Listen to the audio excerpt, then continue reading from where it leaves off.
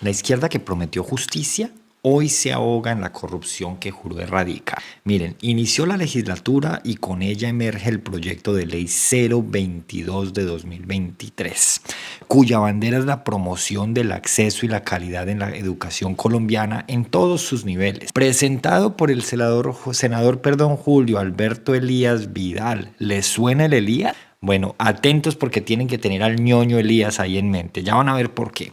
Este proyecto se envuelve en la estética de la reforma y la equidad, prometiendo transformar la educación pública y privada. Sin embargo, señores, saliéndonos de esa estética progresista y profundizando en el proyecto, se evidencian intereses maquiavélicos.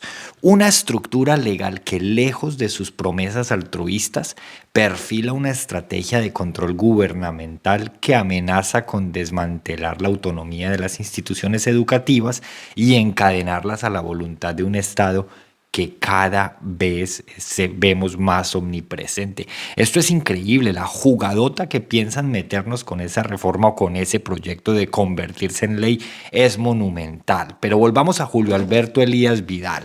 Oiga, un nombre que resuena con ecos de controversia y corrupción, no solo por su vinculación familiar con el notorio Bernardo Ñoño Elías, sino por su propio ascenso político sombreado por el espectro de la manipulación y el clientelismo. Sí, señores, aquí estamos hablando de que la ñoñopolítica se tomó la educación y otra vez la política nacional. El pacto histórico que antes criticaba tanto estas prácticas, hoy se abraza con ellas. No solo vemos a Nicolás Petro tomándose fotos con esta gente, sino que ahora todos están abrazando al señor Elías en el Congreso por este proyecto. Este análisis no solo enfrenta la posible estatización disfrazada detrás de este proyecto de ley, sino que expone la hipocresía de una izquierda que, mientras vocifera contra la corrupción en plazas públicas, en los recintos cerrados del Congreso se abraza con aquellos que ha denunciado. Aquí les traigo mi videocolumna, la de los sábados, señor, mi última columna de esta semana. Hoy demuestran que denunciaban la corrupción, pero salieron igual o más corruptos. Lo que antes atacaban hoy lo defienden. A los que antes atacaban hoy los defienden. Y a los que antes defendían como Olmedo López, hoy lo atacan. Las paradojas de la vida. En este gobierno se teje una red de contradicciones y doble moral que esta columna o texto, o como la quieran llamar, busca descifrar y denunciar. Miren, los artículos 1 y 2. La camisa de fuerza financiera. Estos artículos pretenden vestirse con el ropaje de la equidad y la justicia social en la educación. Sin embargo, al descender a los detalles, lo que realmente proponen es una restricción draconiana de las remuneraciones y de la autonomía en la gestión de tarifas por parte de las instituciones educativas, eso sí, privadas. Ahí van apareciendo las palabras claves. Este intento de estandarización forzada bajo el disfraz de equidad no es más que un atentado a la libertad de las instituciones de autogobernarse, señores. Así de simple, así como se tomaron la Universidad Nacional poniendo rector a dedo y tumbando al que se eligió democráticamente, aquí piensan hacer algo muy similar con el sistema. El establecimiento de un techo a las remuneraciones del personal directivo y administrativo es una intromisión estatal que pretende homogeneizar la educación. Simple, eliminando incentivos para atraer talento de calidad y socavando la diversidad y competitividad que caracterizan a un sistema educativo saludable. Pero es que esto es lo más paradójico. Los que se negaron a bajarse el sueldo, eso sí, sin estar cualificados, como la señora María José Pizarro, que ni siquiera profesional es, ahora dizque pretendiendo regular los altos salarios. ¿Ustedes pueden creer eso? Que porque hay personas en las universidades públicas que tienen unos sueldos desmesurados. ¿Acaso los de los congresistas entonces qué es o qué son? Señores, este enfoque regresivo es cercano a políticas totalitarias, donde el Estado se convierte en el árbitro omnipotente de la economía educativa. Esto es un ataque al libre mercado, así de simple, palabras claves, recuerden. Vámonos para el artículo 3. Este es el yugo de la centralización. Este artículo profundiza la tendencia autoritaria del proyecto al prohibir cualquier incremento en las tarifas de matrícula que exceda el índice de inflación, a menos que se cuente con una autorización estatal previa. ¿Y a quiénes les van a dar esas autorizaciones? ¿A los que aplaudan como focas? ¿Y van a perseguir a los otros, a los que se atrevan a pensar? ¿Para allá vamos entonces? ¿Se tomaron la educación pública y ahora quieren tomar la educación privada?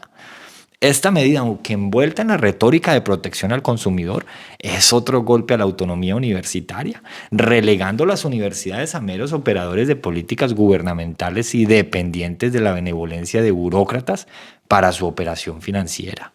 Los mismos que hoy tienen salarios desproporcionales y exagerados, se negaron a bajarlos y ahora quieren regularlos de la educación privada. Pero es que definitivamente estamos en el mundo al revés.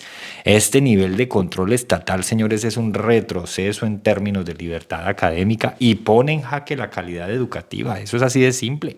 ¿Por qué? Pues porque sujeta la innovación y la mejora continua a la aprobación de un aparato estatal lento y burocrático, o mejor, burrocrático.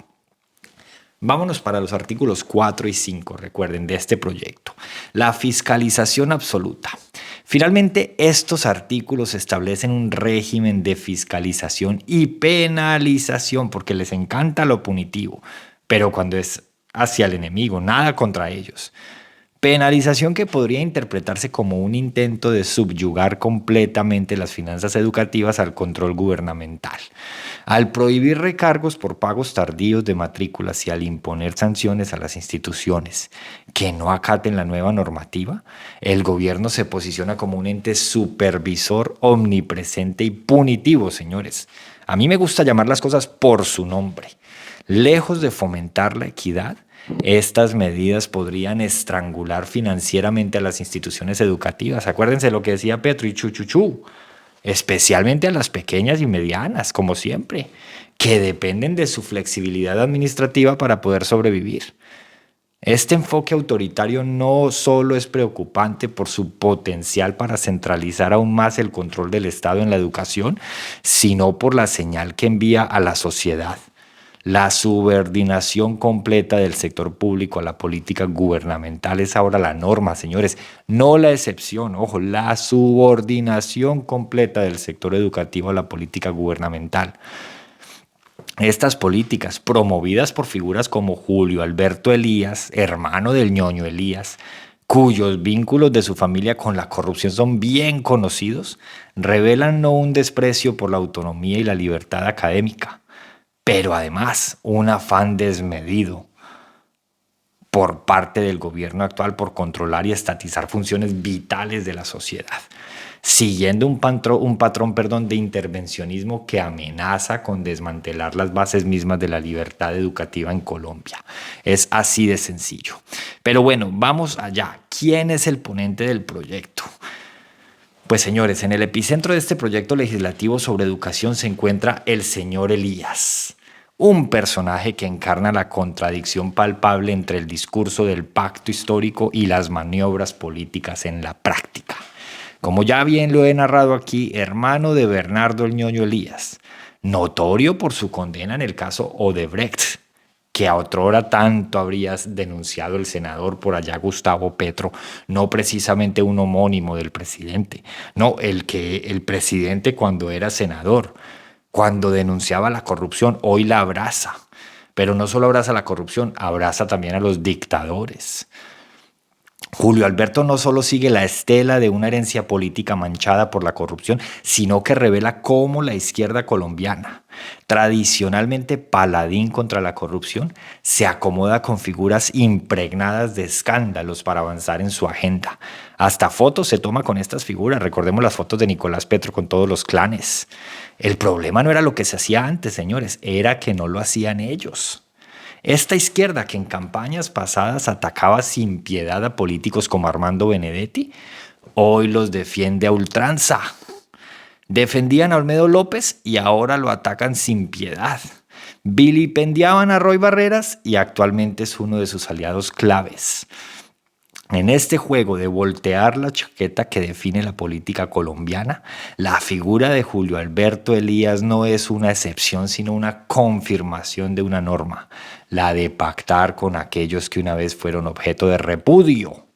Recordemos la campaña de desprestigio en contra del señor Elías, cuando todos mendigaban votos con mentiras y populismo, cuando todos corrían la línea de ética, como bien lo dijo en su momento quien hoy nos representa como cónsul en Chile, el señor Guanúmen. Esta capacidad camaleónica para abrazar a quienes antes eran adversarios, señores, evidencia un pragmatismo político de la más baja calaña y una alarmante falta de principios. Es dentro de este contexto de manipulación y oportunismo donde se debe analizar el proyecto de ley, recuerden, 022 de 2023 que está en discusión en Senado en estos momentos, promovido por alguien que se estrena en el Senado no por un legado de logros personales o por un respaldo popular contundente, sino por una sucesión de circunstancias y reemplazos que lo favorecen. Asimismo llegó a la Cámara. Se posesionó no en julio como se posesionaban todos, sino en octubre de 2022 gracias a una renuncia milagrosa. Y a otrora en la Cámara lo que hizo fue heredar la curul de su corrupto hermano. Este proyecto, señores, debe ser examinado por sus méritos legales y por el linaje de su liderazgo. El senador Elías, al alinearse con la actual administración, muestra que la izquierda puede flexibilizar sorprendentemente sus estándares éticos cuando se trata de consolidar su poder. Promueve proyectos que pretenden reformar la educación. ¿Pero acaso pueden los ciudadanos confiar en la integridad de estas reformas cuando son dirigidas por quienes tienen un pasado sombreado por prácticas corruptas? ¿Por quienes se han abrazado con la corrupción? ¿Por quienes tienen las manos sucias de complicidad? Este es el dilema que los colombianos debemos considerar. Si la verdadera reforma es posible a manos de quienes históricamente han demostrado valores y éticas tan maleables, o mejor aún, a manos de quienes con salarios exagerados buscan prohibir lo mismo en las universidades privadas. Esa es una gran pregunta. Y ante este panorama, y ya con esto termino, señores, de manipulación y doble moral, ¿hasta cuándo los ciudadanos permitirán que sus instituciones educativas se sigan convirtiendo en rines de un juego político? ¿Acaso seremos testigos pasivos de la erosión de nuestra autonomía y libertad académica? ¿O nos levantaremos en defensa de un sistema educativo que fomente la diversidad de pensamiento y la innovación independiente? La hora de actuar es ahora, señores. Cuestionar y exigir transparencia y coherencia a nuestros legisladores. No tenemos de otra. Que la discusión y el debate sean nuestras herramientas para forjar un futuro donde la educación sea verdaderamente por y para el pueblo, no un mero instrumento en manos de quienes buscan perpetuar sus propios poderes. Hagan el ejercicio y vean cómo aquellos que a otrora atacaban lo que hoy defienden van a venir a respaldar lo que ya no se puede respaldar. Y así fue como en Colombia fuimos llegando a la era de hasta que la hipocresía se hizo costumbre.